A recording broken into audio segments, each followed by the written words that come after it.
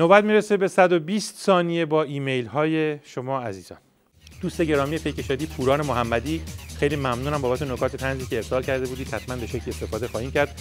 دوست عزیزم دیاکو از سنندج، چقدر نکات خوبی مطرح کرده بودی، با همه اونها موافق هستیم. آرمین عزیز، خیلی ممنون از محبتت، اون کلیپی رو هم که خواسته بودی برات میفرستیم. بهرام از تبریز، روانشناسی بسیج که فرستاده بودی عالی بود، حتما به شکل مناسب در طنزهای خودمون از اون استفاده خواهیم کرد. دوست گرامی محسن مرتضی، متن و تصاویر مقایسه‌ای در مورد هواپیماهای جاسوسی مورد ادعای رژیم که سرنگون شده برامون فرستاده بود و توضیحاتی راجع به دجالگری رژیم در این رابطه داده بودید که بسیار جالب بود. محمد از استرالیا، علی افشارچی عزیز، علی نژادی، جواد جمشیدی و مجید ساعتچی، دوستان و یاران دیرینه پیکشادی، باز هم مطالب و طنزها و کاریکاتورهاتون رسید.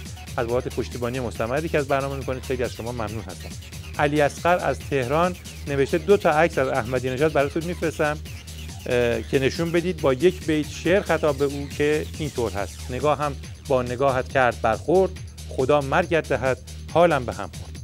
مرتضی از رشت نوشته که به مناسبت 9 دی ماه روز جهانی ساندیس در رژیم چند تا ضرب المثل ساندیسی سرو میکنم. از جمله ساندیس نمیبینه و الا حماسه ساز قهاریه.